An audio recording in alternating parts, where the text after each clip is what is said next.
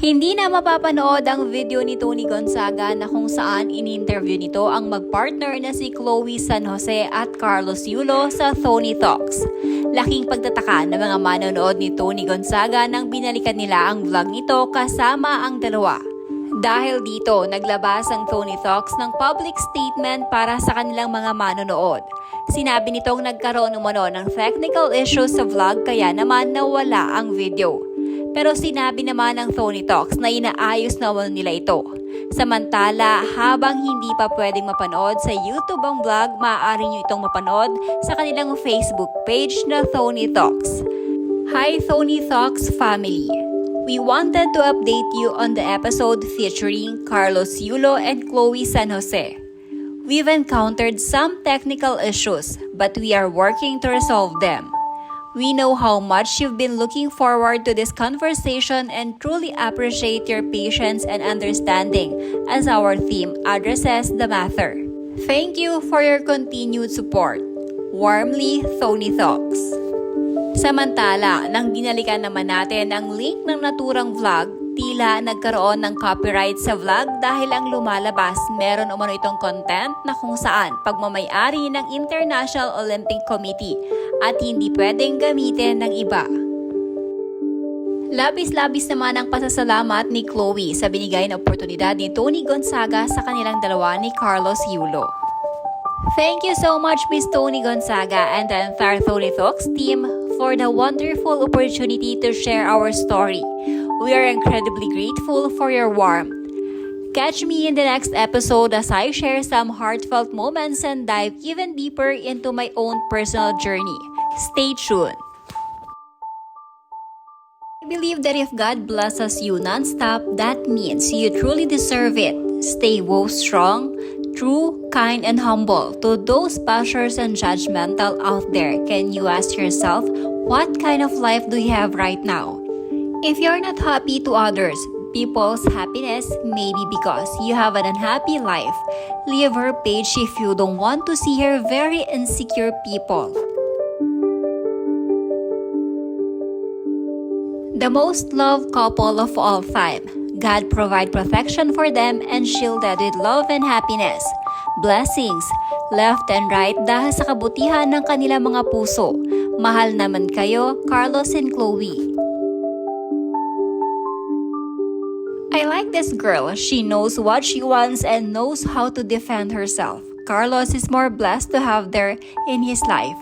Both of them will go places. I love you, Chloe and Kaloy. Strive and stand for what you believe. God will guide you and protect you always.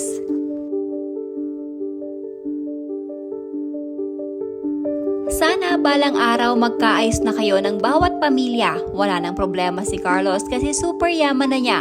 Wala nang problema sa utang at lahat libre, may mga sasakyan at mga babahay. Pero alalahanin natin na kapag binigyan tayo ng blessing ng Panginoon, may kaakibat yang purpose. Kung ano talaga ang maging purpose natin sa buhay. Baka sinusubukan ulit ni Lord si Carlos na habang pinibigyan siya ng blessing, titingnan din niya kung hanggang saan ang pagpapatawad sa magulang at kung may pagpapakumbaba na mangyayari. Dahil once hindi mo na-achieve yung binigay na level ng blessing ng Panginoon, baka someday bigla itong mawala dahil nasa 10 utos pa din yan ng Panginoon.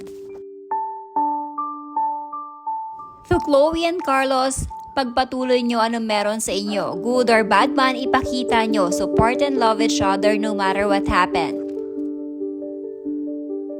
I saw your interview with Carlos at Tony Talks. You two found each other when you were both lonely, when you were both broken, when you were both longing for compassion, kindness, and a little bit of love just to make it through the day.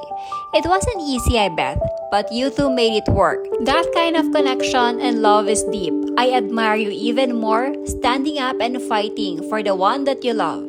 You stayed in the most difficult times and made me wow. God bless you both.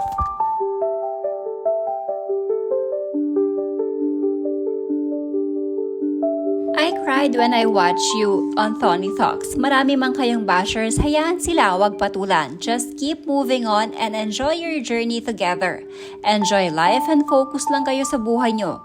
Kung paano nyo maabot pa ang mga dreams, goals nyo sa buhay. All the best sa inyong dalawa. Gusto po idol ni Chloe San Jose, pero sa mga basher, wala po tayong karapatan na husgahan siya base sa pananamit, sa attitude, lalo na sa pamimintas. Dahil hindi man natin kilala yung tao para husgahan, laitin, i-bash ng di maganda. Tanging si Carlos la, kanyang boyfriend lang ang nakakaalam talagang pagkatao ni Afi Girl. Kaya sana bago kayo mag-judge ng iba, tingnan muna natin mga sarili natin. Dahil tayo may mga bago rin na tinatago, okay? God bless po sa inyo. Sana umuwi ka na Golden Girl sa lugar mo sa Australia. Baka mahawaan mo pa mga kabataan na maging suwail sa mga magulang. You are kinda boring and toxic. Isama mo na rin yung boyfriend mo na ingrato. Parehos kayo na suwail.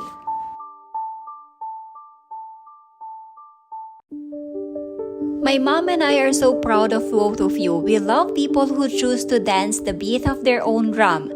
Keep shunning some unnecessary noise and more power to both of you. Masasabi ko lang, good luck to both of you ni Carlos. To bashers, tama na.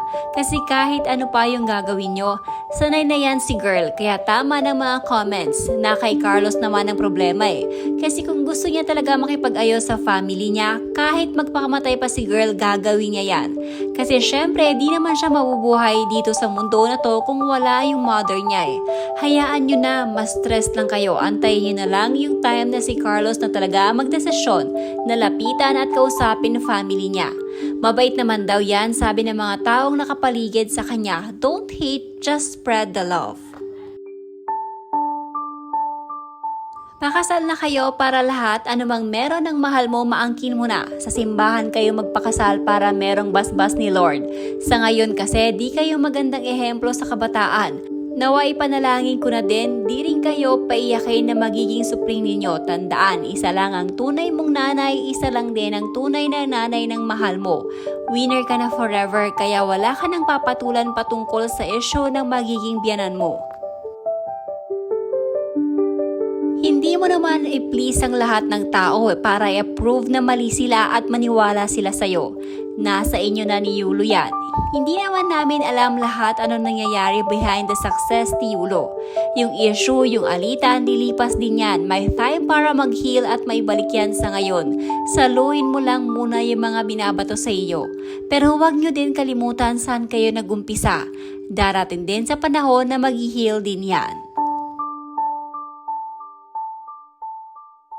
The issue here all boils down to one thing, money, the root of all evil. Carlos Yulo's blessing was actually a test of character and sad to say, he miserably failed the test. He showed his selfishness, disrespect, and ingratitude. Remember, God gives, He also takes away.